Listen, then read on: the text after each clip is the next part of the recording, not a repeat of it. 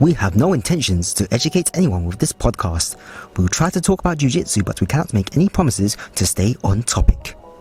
Hello everyone, this is Beverly, the tallest in her family, Mentoya. And this is Wei Kilo Tran, and we are Midgets on the mat! On the motherfucking mat! Today we're going to talk about being a blue belt. Everything from the first time we got our blue belts and up until now. Yeah. We got our blue belts 2019. What happened was I was approached by our coach probably a few weeks prior to this, and he said, okay, go for an IBJJF or UAE JJF. So I signed up to the Grand Slam and the National Pro. Then I found out that I got a blue belt, which I was thinking, okay, I signed up to pretty high level competition and I'm gonna compete as a blue belt, because I was thinking, oh yeah, I'm a white belt, I'm doing pretty well, I'm gonna smash this competition. And then? Well, and then I competed and I got scissor chokes in my first two matches, and I only ever got this submission once as a white belt, and as a blue belt, for whatever reason, I got it 4 more times, twice in my first blue belt competition. Honestly, when I entered this, I was worried and a bit anxious. I was thinking, I'm not ready for this. I know I was doing very well against the blue belts in our class. I was either being competitive with them or I've submitted some of them. But again, there's a difference between being in the class and, you know, being in competition. It's a bit more intense. People want to fuck you up. And I remember I was in this guy's guard for a very long time in my first match. He pulled guard, he wrapped his legs around my waist, and I was stuck in his guard for a very long time. And he tried to armbar me for all that time, and I thought, no, not my first match. No, I will not be shamed. Sometimes Beverly gives me very calm mat side advice, and then other times her advice is, fuck him up, Way! Yeah! I mean, I'm like the hype man. Because it's like, if someone's like that for me, I'm going to be like, yeah, we're getting it. When you can hear your club shouting for you, it gets you hyped more. If I can't hear anyone, I'm just like, oh, this is awkward. This is so awkward. We're just breathing on each other. I remember, like, maybe like a few competitions later, someone came up to me and they asked me, are you Way? And I said yes. Now the reason why he knows my name is because he remembers you shouting my name in one of my matches. Maybe you should be very thankful. Be like, wow, I'm so famous. No, but I don't You know my name. But I don't particularly like people knowing Get my name. used to it. Because you'll be competing and everyone's gonna know your name, so. So far my record as a blue belt competitor has been consistent in the sense that I've lost almost as many matches as I've won. I think that was the biggest difference, that I was losing significantly more, even though I was still winning, but I was losing almost as much. It's a very good learning experience, because I learned that I keep getting caught in people's fucking triangles. Well, that's what happens in competition as well, that any faults you have is magnified. And I think there's an issue for you that keeps on cropping up as a blue belt competitor as well. I'm gonna be honest with you, I don't remember much of my blue belt stuff. One, because it's been so long since we trained, and two, I was just going through a lot of personal stuff. So BJJ was very difficult for me. I just remember I was very emotional, so I would really go into class very emotional and I wouldn't really think. It was just a hard first year as a blue. Yeah. One, I had a lot of expectations of myself. Me being me, I'm a perfectionist, so it's just I want to do everything right. I want to be at the top of my class. I want to be the better than I was yesterday kind of deal, but the more pressure I put on myself, the more it was holding me back, and then my emotions were running high, and then it was just very difficult to listen in class. It was very difficult to be with my peers, so that's why I don't really remember much. I don't remember much because it was a blur. I just remember it was like growing pains, realizing that white belt, it wasn't easy. It was just kind of, you're coasting because you're just like, oh, we're all learning. I don't know why I had this expectation, but it's just like, I like being the best, and that's just natural in me, being the best, better than anyone. That's just my ego. Like, I'll compete with anyone in class as well as myself. So when I'm not doing well, I would go home and I would just be like, oh, be so frustrated. Why can't I do this? Why can't I do that? I was just so attached to being better, and it's like, I always tell my coach, like, I don't like this. I was so close to quitting. There was just no progress. Like, you get to white belt and you're just like, yeah, blue, yeah, you're riding on a high, and then it's like, I can't move. I'm either getting shit or I'm not even moving higher, and it's like I am stuck in this like kind of plateau. I was stuck in the plateau for like 6-8 months, just trying to get out of this rut. And then obviously sometimes you're just like, you know, eureka, I found it, I know what to do now. But those kind of growing pains is really tough, and I think that's the thing with jits, like, you have to just do it, keep going through it. I love this sport so much because it just tells you, like, no matter what, like, if you give up, then it's like, well, you're not gonna learn anything. But if you keep going forward, it's so nice to just, like, even though I was just constantly losing in class or just constantly getting, you know, battered from everyone, even white belts, I was just like, well, I have to, if I want to get better, I have to keep going, because if I stop now, then it's like, well, that's a shame. I know I'm not a quitter. It's so hard when your personal life kind of clashes with your hobby, and it just affects your hobby, and then it's like you don't want to do your hobby anymore, but then it's like you love your hobby so much you don't want to quit. I peaked and I got my blue. Not peaked, I peaked in 2019 when I got my blue, because like everything went to shit, because I was like, what the hell is happening? Nothing is working out. Like, I'm trying my best and then everyone's getting better and everyone's beating me, and it's like frustration. You learn that no matter how bad you're doing, just keep doing it. 2 steps forward, 3 steps back. But then in the end, progress is still progress. I was in my head a lot. It wasn't a fun time. And yeah, so I don't really remember, but I think it's just a lot of expectation. I just know me. Yeah, because I remember during that time as well, really because tough. it was very tough for you. Well, yeah, and you stuck through it, and you know I was kind of worried that you're gonna leave because you know you're my friend. Well, I would literally message someone and I would just say, I need a hug. Can you come into class? I need a hug. And we would just like hug. I would see her and I was just like, I need a hug. We would go into the toilets. I would cry before class.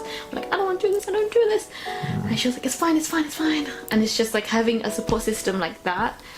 You know, when you're going through something, I don't know what I was going through. It was just like one after the other. And it was just so annoying. I'm just like, I'm trying to build myself up. I'm getting torn down. I'm building myself up. And it's just like, you get so tired of being torn down, you don't want to do it anymore. But when you got people who just like stick by you and just be like, don't worry, you can do it. You can do it. Put your back to it. And then you just kind of like ride it through, and it's like, okay, it's fine. It's just hard.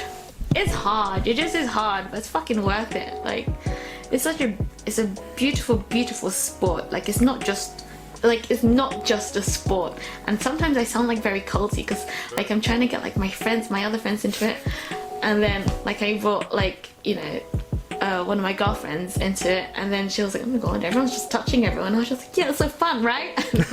She's just like, oh, I guess. But like she enjoyed it, and I was just like preaching. I was like, yeah, you know, everyone's so nice, everyone's so friendly, like everyone just, because everyone starts from zero. Like literally, everyone starts from zero. You don't come into class and just like write a questionnaire like how much experience of jiu-jitsu have you had already. No, you have to start from white belt and everyone's got the same experiences, everyone knows what you're going through, and then it's like it's nice talking to other blues, and it's nice talking to like people above you, because it's like they've been through the trenches of having these emotional roller coasters and having these peaks and troughs. And I never knew that it was a thing that people leave at blue.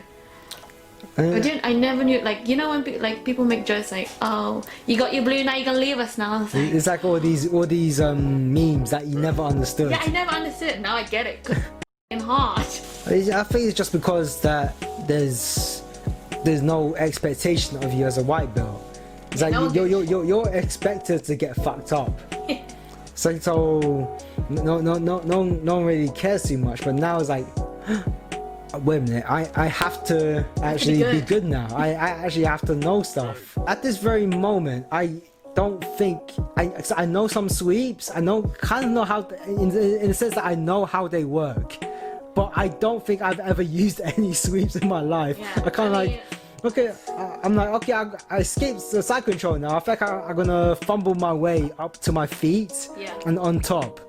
And I think any sweeps that I've ever done is like, I kind of found my way into a sweep. Thing I'm always stuck in, which is why I wasn't gonna quit blue over this, but it was just so frustrating, was side control. And I remember getting away, I'm just like, get me in side control, I need to try it. And then it's like, right, technique time, let's do this, frames, and then your frames fuck up, and then you're like, well, back to square one, back on the mat, okay, back, you know, pins on the ground, then you're just like, oh, and then it's like, you have to start from the beginning. It's like from the foundation of like, all right, frames, this and this, and it's like, okay, no, they've tackled everything, and then it's like I give up. And that's like, I'm still working on my side control. It's the transition from bottom. When someone's got me there, oh, it's so hard, and it's so frustrating, because it's like, I know what I can do, I've got powers, I know what I can do when I'm there. When I come out from the bottom, I'm just like, I can do it, but it's this thing of like getting held from my free will. I think it's kind of show off. I'm just like, nah, I can't do anything. I'm here for 5 minutes. This is annoying. But I think that's also a gap in knowledge that when you move on from white belt to blue belt as well, because you're so advanced in some areas that other areas you didn't have time to develop, because we got promoted quite quickly. Do you think? Yeah. Yay! So because this is your first martial art that you're practicing, it's not your only martial art. This is your only martial art you're practicing. You never had to encounter that obstacle, that brick wall. And I've had, because I've done martial arts since 16 years old up until now 34, that there's pause. You're old. Unpause. Yeah, I'm old. I said unpause. Because of that, I've encountered my obstacles very, very early on, and I continued, and I knew what it's like when you feel like you're not progressing at all and you're not going anywhere, and eventually you kind of sort of just do it and go with the motion until you have that spark, and you find that light bulb moment where you realize, oh, that's how I get over it and get to the next level. But there's a reason why there's that obstacle, and there's a reason why there's that roadblock, because you are going to that next level, but you're having trouble finding your way to that next level. I understand why it's a common problem, because I know that there's a lot of people who start jiu-jitsu and it's their first martial art as well. And when they reach that blue belt, I guess they feel like, it was fun at first, but now there's all these things I have to do. Any blue belts out there who left jiu-jitsu because of wrist locks, please inform me, because I would be very interested in your story. It'll be very interesting to hear why people just not carry on, because jiu-jitsu is everywhere. You can find a club anywhere, everywhere. The fact that this sport is available to everyone with any kind of physical ability is amazing. Everyone can do it, so it's like, what stopped you from wanting to go further? Why would you stop? That's what we want to understand. Aside, why would you stop? unless I can understand that sometimes life gets in the way as well, and then you're like, okay, I think this has more priority, or that you might need to move away to another city or whatever, and that part doesn't have jiu-jitsu. Because I'm continuing because I'm interested to see what black belt Wei is like. Me too. I want to know what can Wei do as a black belt. I'm interested. So, this is my longest physical achievement, I'm so proud. And it's just like, what else can I do? If I could do this in like 2 years, 2.5 years, who knows what can happen in like 5, 10, maybe 20 years. I'm probably gonna get my black belt. I had dreams this year. Fucking COVID. I was supposed to be the greatest blue belt regional champion ever. I'm having trouble getting gold. In the world. I've been working on my wrestling. I've been learning catch wrestling for the past few months, and I'm thinking, yeah, I'm gonna use some catch wrestling, and you know, I can't neck crank anyone. I'm not allowed to neck crank. What's neck crank? Neck crank. What's the where? Show it on your neck. So if you start doing something like this or this, trying to get a submission, just wrenching someone's neck, or, you know.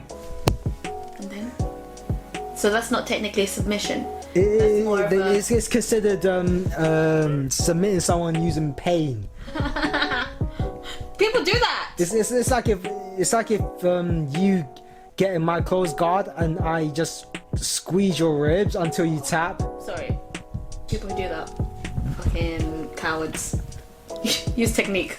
How dare you? I do that. No, I remember I was with this one girl and she was squeezing the out of me. Like I don't know what was coming, but she was just squeezing me, squeeze. Was it? And it hurt. Was it competition or was it? No, it's just this newbie, just a new girl, and she was just squeezing me. And luckily, you know, I can hold my breath like for quite a while. So she was like squeezing it, and then I was just like, okay, let's see how long can she squeeze compared to how long I can hold my breath. And it hurt like fuck. She had leg strength, so I was dealing with this. I was gonna say baguette because it looks like a baguette. Just twisty around my waist, and it hurt so much. But I wanted to tap. My ego said, "Don't do it. Don't give her the satisfaction." It'd be funny if you got your elbows in time, and then they try to squeeze, and then your elbows dig into their legs. Oh no! It's like that'd be fun. Yeah, I remember there was this tiny. He's not tiny. No, he's not smaller than me, but he's a relatively small black belt. He sat on me in a certain way, and I was thinking.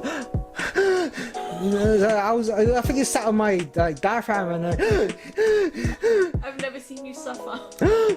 So this black belt sat on me in a certain place, a specific place, and he knew what he was doing. I don't know his name, but it was maximum suffering. Maximum pressure. I don't remember. I think I actually tapped to that. Or didn't I? I don't remember, but I was very close to tapping. It was horrible. Tapping to pressure is like, it's like, I surrender. But there's a difference between getting sat on by a gigantic white belt and a black belt who knows what they're doing. He knows how to make you suffer in a very specific way. Thank you for watching or listening to this episode of Midgets on the Mat. You may like, subscribe, share, or download this episode.